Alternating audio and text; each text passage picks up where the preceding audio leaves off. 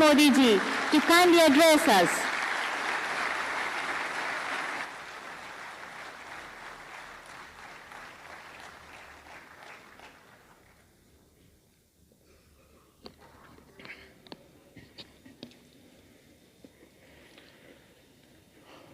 भारत के मुख्य न्यायाधीश श्रीमान डी.वाई. चंद्रचूड़ जी, केंद्रीय कानून मंत्री मेरे साथी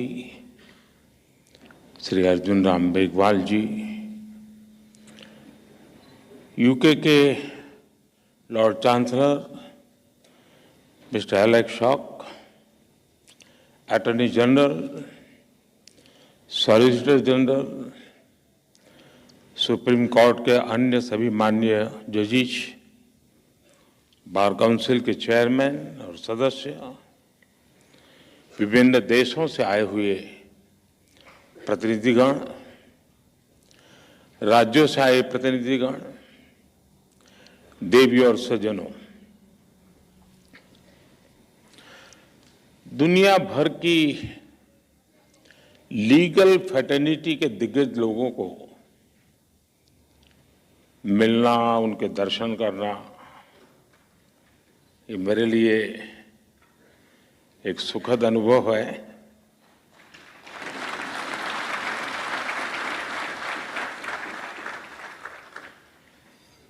भारत के कोने कोने से यहाँ लोग आज उपस्थित हैं।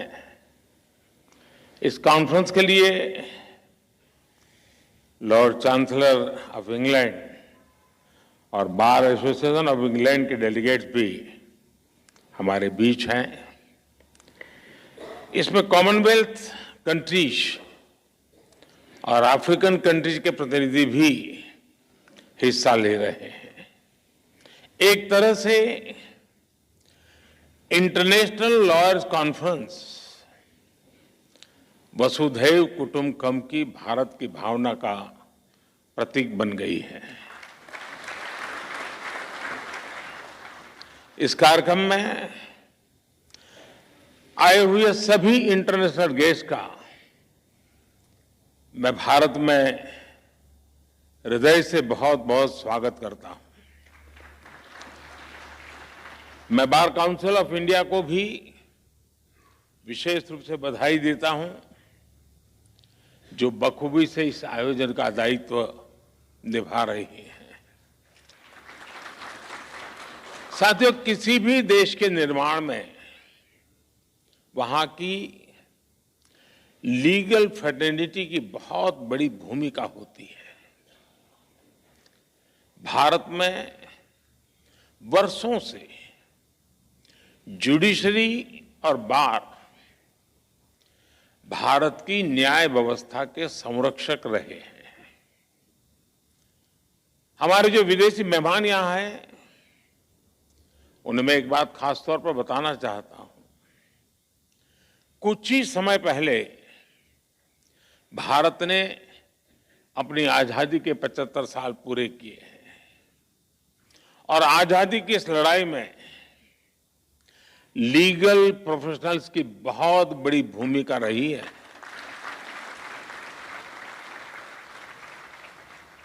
आजादी की लड़ाई में अनेकों वकीलों ने चलती हुई वकालत छोड़ करके राष्ट्रीय आंदोलन का रास्ता चुना था।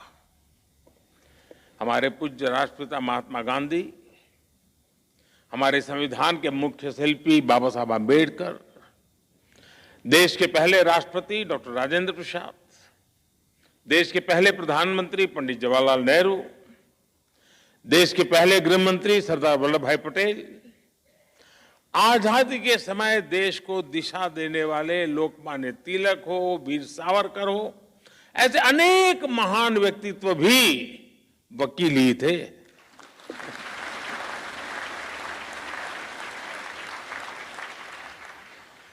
यानी लीगल प्रोफेशनल्स के अनुभव के ने, और आज जब भारत के प्रति विश्व का जो भरोसा बढ़ रहा है, उसमें भी भारत की निष्पक्ष स्वतंत्र न्याय व्यवस्था की बड़ी भूमिका है। आज ये कॉन्फ्रेंस एक ऐसे समय हो रही है जब भारत कई ऐतिहासिक निर्णयों का साक्षी बना है। एक दिन पहले ही भारत की संसद ने लोकसभा और विधानसभाओं में महिलाओं को 33% आरक्षण देने का कानून पास किया।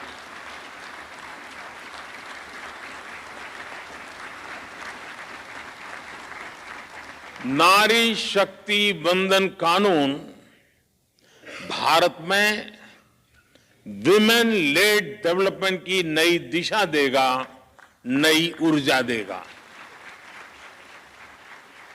कुछ ही दिनों पहले ही G20 के ऐतिहासिक आयोजन में दुनिया ने हमारी डेमोक्रेसी, हमारी डेमोग्राफी और हमारी डिप्लोमेसी की झलक भी देखी। एक महीने पहले आज के ही दिन भारत चंद्रमा के साउथ पोल के समीप पहुंचने वाला दुनिया का पहला देश बन गया था।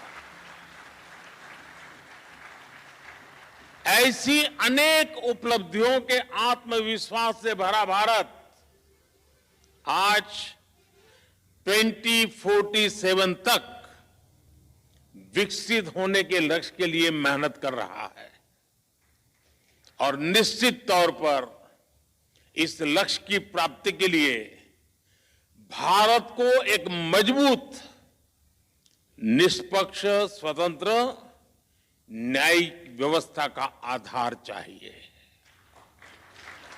मुझे विश्वास है इंटरनेशनल लॉयर्स कॉन्फ्रेंस इस दिशा में भारत के लिए बहुत ही उपयोगी साबित होगा। मैं आशा करता हूं कि इस कॉन्फ्रेंस के दौरान सभी देश एक दूसरे की बेस्ट प्रैक्टिसेस से काफी कुछ सीख सकेंगे। फ्रेंड्स, 21वीं सदी में आज हम एक ऐसी दुनिया में रह रहे हैं जो डीपली कनेक्टेड है। हर लीगल माइंड या इंस्टीट्यूशन अपने ज्यूरिडिक्शन को लेकर बहुत सचेत है, लेकिन ऐसी कई ताकतें हैं जिनके खिलाफ हम लड़ रहे हैं, वो बॉर्डर्स या ज्यूरिडिक्शंस की परवाह नहीं करती। और जब खतरे ग्लोबल है तो उनसे निपटने का तरीका भी ग्लोबल होना चाहिए। साइबर टेररिज्म हो, मनी लॉन्ड्रिंग हो, आर्टिफिशियल इंटेलिजेंस हो और इसके दुरुपयोग की भरपूर संभावनाएं हो, ऐसे अनेक मुद्दों पर सहयोग के लिए ग्लोबल फ्रेमवर्क तैयार करना सिर्फ किसी शासन या सरकार से जुड़ा मामला नहीं है।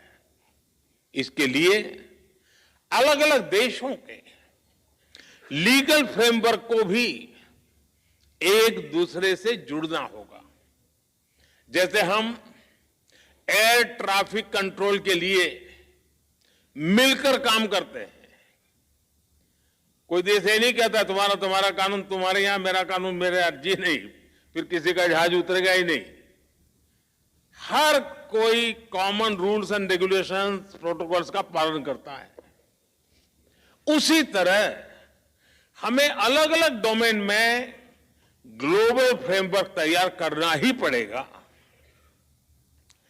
इंटरनेशनल लॉयर्स कॉन्फ्रेंस इस दिशा में अवश्य मंथन करना चाहिए, दुनिया को नई दिशा देनी चाहिए।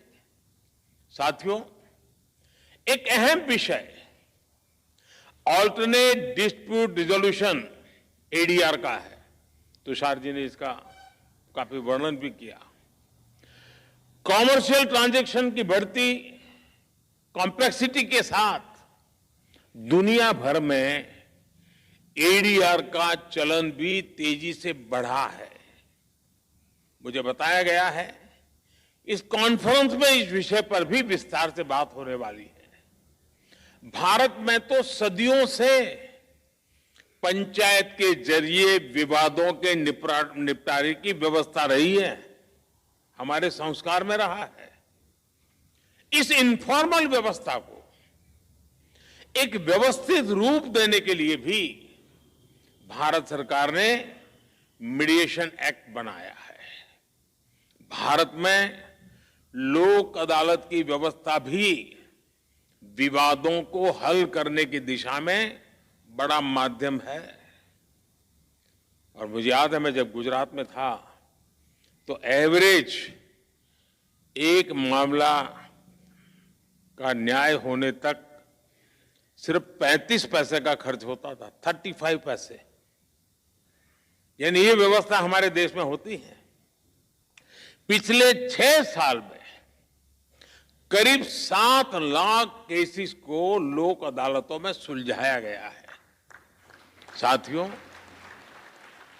जस्टिस डिलीवरी का एक और बड़ा पहलू है जिसकी चर्चा बहुत कम हो पाती है, वो है भाषा और कानून की सरलता।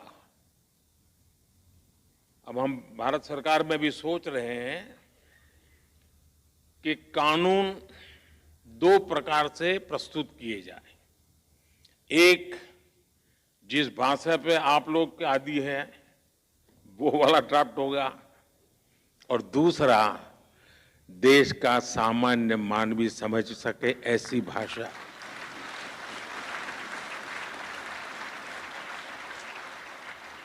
उसको कानून भी अपना लगना चाहिए। हम कोशिश कर रहे हैं, मुझे भी क्योंकि सिस्टम भी उसी ढांचे में पली बढ़ी है तो उसको बाहर निकालते निकालते, लेकिन हो सकता है कि अभी मुझे काफी काम है, मेरे पास समय भी बहुत है, तो मैं करता रहूंगा।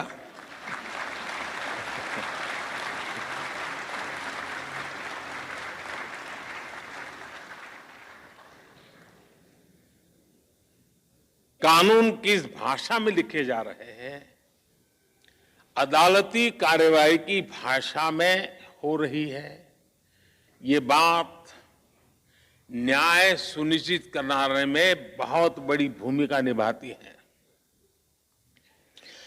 पहले किसी भी लॉ के ड्राफ्टिंग बहुत कॉम्प्लेक्स होती थी।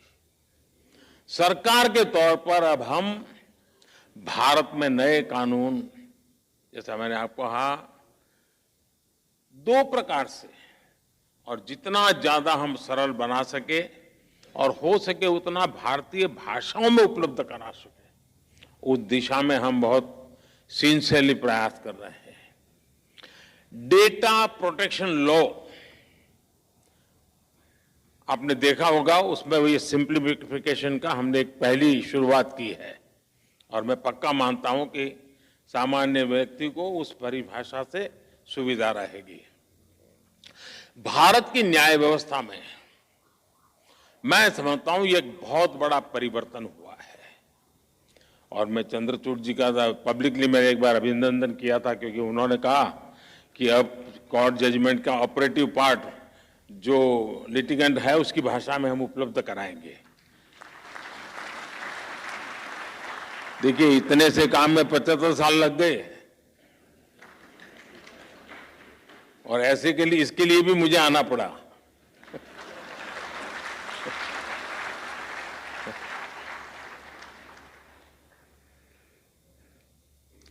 मैं भारत के सुप्रीम कोर्ट को इसके लिए बधाई दूंगा कि उसने अपने फैसलों को कई स्थानीय भाषाओं में भी अनुवाद करने की व्यवस्था की है। इससे भी भारत के सामान्य व्यक्ति को बहुत मदद मिलेगी। कोई पेशेंट होना, अगर डॉक्टर भी पेशेंट की भाषा में उसे बात करे तो आधी बीमारी यूं ही ठीक हो जाती है। बस यहां ये मामला बाकी है। साथियों, हम टेक्नोलॉजी से, रिफॉर्म से, न्यू जुडिशियल प्रैक्टिसेस से कानूनी प्रक्रिया को कैसे और अच्छा कर सकते हैं, इस पर निरंतर काम होना चाहिए। टेक्नोलॉजी एडवांसमेंट ने जुडिशरी सिस्टम के सामने बड़े एवेन्यूज बना दिए हैं। थोड़े से टेक्नोलॉजिकल एडवांसमेंट ने ही हमारे ट्रेड, इन्वेस्टमेंट और कॉमर्स सेक्टर को बहुत बड़ा बूम दिया है। ऐसे में लीगल प्रोफेशनल से जुड़े लोगों को भी इस टेक्नोलॉजिकल रिफॉर्म से ज्यादा जुड़ना होगा। मैं आशा करता हूं कि इंटरनेशनल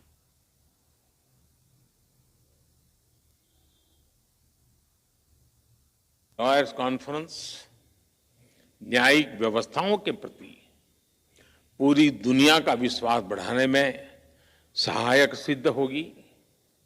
मैं इस आयोजन से जुड़े हर व्यक्ति को इस सफल कार्यक्रम के लिए अपनी ढेर सारी शुभकामनाएं देता हूं।